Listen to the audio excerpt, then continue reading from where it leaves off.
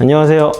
올마이티 컨설팅 센터의 김남권 소장입니다. 오늘은 이제 6월 모의고사를 약 한 달 정도 남겨놨는데 과목별로 어떤 식으로 공부를 해야 우리가 6월 모의고사 대비를 잘할 수 있는지 약간의 벼락치기 방법을 알려드릴까 합니다.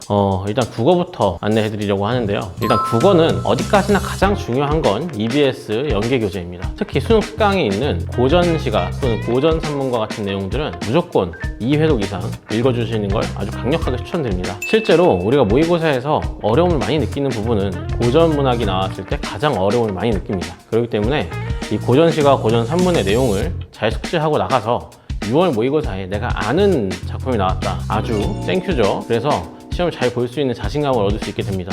또 해야 되는 건 이제 독서에서 우리가 좀 어려워하는 파트에 대한 공부를 해야 하는데 오늘 한 친구가 와서 저한테 그러더라고요. 선생님, 저는 법지문만 나오면 어떻게 해야 될지 도대체 감을 못 잡겠습니다 라고 얘기를 하는데 예를 들어 법지문이 출제가 된다고 했을 때에도 어디까지나 수능 특강을 어느 정도 기반으로 삼고 거기에서 좀 변형된 내용들이 나올 것이기 때문에 수능 특강에 있는 내용들을 중심으로 분석해보고 숙지하는 걸 추천드립니다. 그래서 이 수능 특강에 있는 독서 내용들을 자주 읽고 문제도 풀어보면서 선지 분석까지 꼭 해주셔야 합니다. 선지 분석은 무엇이냐? 우리가 문제를 풀다 보면 1, 2, 3, 4, 5번에 이 선지가 나오는데 이 각 선지마다 왜 맞고 틀렸는지에 대해서 본인의 생각을 정리해야 됩니다. 우리 학생들이 많이 하는 말이 선생님 이건 당연히 틀렸는데요? 라는 말을 많이 하는데 당연히 틀렸다면 이유를 정확하게 쓸 수 있어야 됩니다. 근데 그 틀린 이유를 못 쓴다는 건 명확하게 내가 왜 틀렸는지 모른다는 것과 같아요. 그럼 우린 느낌으로 풀고 있는 거기 때문에 느낌으로 푼다면 당연히 국어는 망해요. 그렇기 때문에 선지 분석을 완벽하게 해보도록 노력하고 내 생각을 적은 다음에 우리 수능 특강 해설지에는 각 번호마다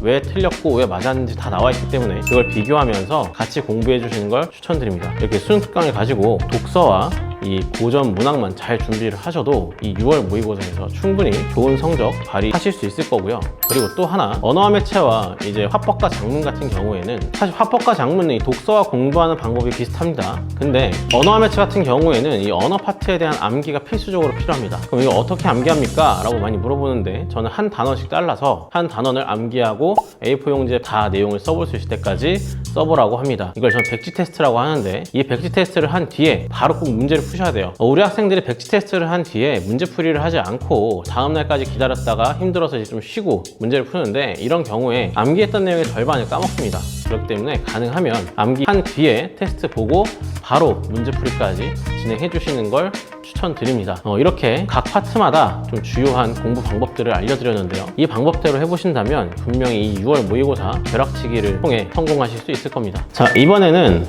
수학에 대해서 한번 얘기해 보겠습니다. 우리 수학은 제가 항상 강조하지만 한 문제집을 여러 번 푸는 걸 추천드리는데 이 문제집의 선정 기준은 우리 예를 들면 인터넷 강사분들의 기본 개념 강의 교재가 되겠습니다. 한 친구가 예를 들어 한성원 선생님의 알파 테크닉 또는 현준이 선생님의 뉴런 강의를 들었다고 합시다. 그럼 지금까지 아마 한 번 정도는 강의를 들었을 거예요. 근데 그 뒤로 복습을 제대로 안 했을 가능성이 매우 높아요. 자, 우리 6월 모의고사의 시험 범위에는 미적분은 전체가 다 들어가지 않습니다. 일부가 들어가요. 그럼 거기까지만이라도 우리는 이제 그 문제집을 복습하는 거예요. 수원과 수투는 당연히 해야 합니다. 자, 그럼 어떻게 하느냐? 저는 지금 학생들이 문제집을 펼쳐놓고 한번 쭉 훑어봤으면 좋겠습니다. 뭘 훑어보느냐? 내가 강의를 듣기 전에 혼자 풀어봤을 때 그냥 풀렸던 문제와 또는 내가 고민하면서 좀 힘들게 풀었던 문제 그리고 안 풀려서 강의 들었던 문제 이렇게 세 가지로 나눠서 내가 고민을 좀 오래 하고 풀었던 문제라면 다시 한번 풀어봐야 할 필요가 있고요. 몰랐던 문제들은 한 번이 아니라 3번, 4번, 5번까지 풀어봐야 합니다. 이 문제들을 다 체크하신 다음에 이것들을 내가 한 번에 쭉 막힘없이 풀릴 때까지 반복해서 그 자리에서 푸세요. 그럼 이제 한 학생이 저한테 이런 질문을 해요. 선생님, 그렇게 풀면 풀과정을 그냥 외우는 거 아닙니까? 제가 항상 얘기합니다. 공부를 잘하고 싶으면 잘하는 사람을 따라서 카피해야 해요. 또는 암기해야 해요. 기본적으로 암기가 된 다음에 우리가 응용도 할 수 있고 또 뭔가 새로운 게 발견됩니다. 우리가 수학을 못하잖아요. 만약에 수학을 잘하고 싶다. 내가 롤모델로 삼고 있는 강사를 똑같이 따라 하시면 돼요. 근데 그 따라한다는 건 그냥 따라하는 게 아니라 그 풀이 과정들까지도 다 똑같이 따라 푸는 겁니다. 풀이 과정을 3개 하려면 그 3개를 다 풀 수 있을 때까지 연습하시면 돼요. 그런 식으로 한 문제집만 3번, 4번, 5번 반복해서 푸시면서 복습을 하세요. 한 달 동안에 완벽하게 다 못 끝내도 좋으니까 할 수 있는 데까지 최대한 많이 그렇게 하고 6월 모의고사를 보신다면 분명히 문제를 풀 때 풀이하는 나의 모습이 많이 달라진 걸 느낄 겁니다. 그래서 꼭 이 방법을 강력하게 추천드리고, 다 못하시더라도 수원과 수투 일부라도 내가 약한 단원이라도 꼭 이렇게 해보신다면 분명히 큰 효과를 얻으실 겁니다. 네, 여기까지 수학이었습니다. 자, 이번에는 영어에 대해서 한번 얘기해 볼까 합니다. 영어는 매우 간단해요. 지금 우리 수능 특강 가지고 공부를 하고 계실 텐데, 제가 학생들한테 말하기를 수능 특강을 꼭 풀어봐라 라고 얘기는 합니다. 근데 어떻게 푸느냐, 수능 특강을 한 강씩 나눠서 푸는데요. 수능 특강 영어편 같은 경우에는 문제가 수가 많지 않아요, 한 강에. 그래서 한 강을 10분 정도 제한하고 풀게 하고요.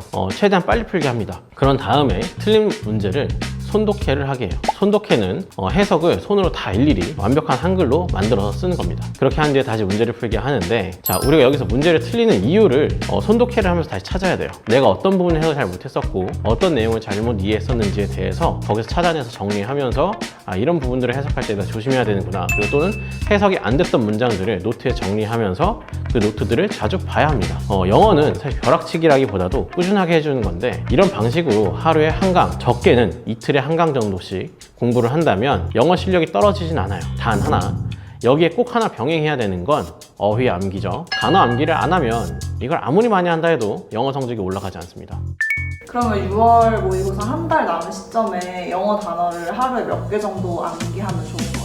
일단 고3이라면 최소한 50개를 암기하는 게 좋고요. 하루에 50개를 암기하는데, 단어 암기를 우리가 그냥 달달달 외운다고만 생각하지 마시고요. 50개 암기할 단어들을 아침에 앞에 펼쳐놓고요. 소리내서 읽어보세요. 학생들이 많아서 소리내기 좀 부담스럽다, 그럼 마음속으로라도 한 3번씩 읽으면서 뜻까지 같이 읽으세요. 그리고 나서 한 1시간 있다가 다시 꺼내세요. 그리고 뜻을 가리고 읽으면서 아는 단어들은 지우세요. 까맣게 지워서 안 보이게 만드시고, 그 다음에 넣어놨다가 또 다시 1시간 있다 또 꺼내세요. 3번째 보면서 또 뜻을 가리고 읽다 보면 몰랐던 단어들인데 뜻이 기억나게 됩니다. 그럼 그런 것들 또 지우세요. 그런 식으로 하루에 5번 이상 읽고 나서 마지막에 밤 9시 정도 이후에 남은 단어들을 암기한다라고 생각하시면 오히려 시간 절약도 많이 되고 부담이 많이 덜어질 겁니다.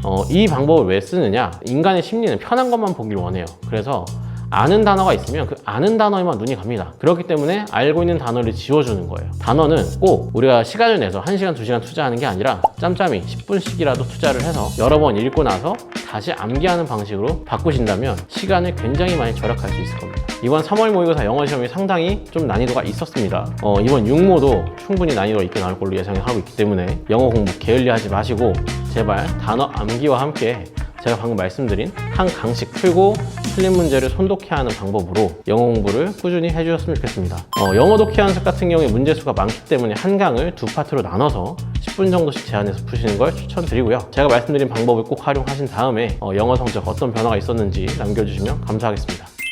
오늘 이렇게 국어, 영어, 수학에 관해서 6월 모의고사를 대비하는 방법을 알려드렸는데, 탐구에 관해서는 왜 얘기 안 하느냐 라고 질문하실 수 있는데, 저는 솔직히 말하면 이 6월 모의고사까지의 탐구 성적이 아주 중요하다고 생각하진 않기 때문에 국영수 먼저 안내해드렸고요. 탐구와 관련된 영상도 곧 업로드 하겠습니다. 하지만 6월 모의고사까지는 국영수 성적이 가장 중요합니다. 그렇기 때문에 국영수 꼭 신경 쓰셔서 성적 잘 받으시길 바라겠습니다. 여기까지 올마이티 컨설팅 센터의 김남권 선생이었습니다.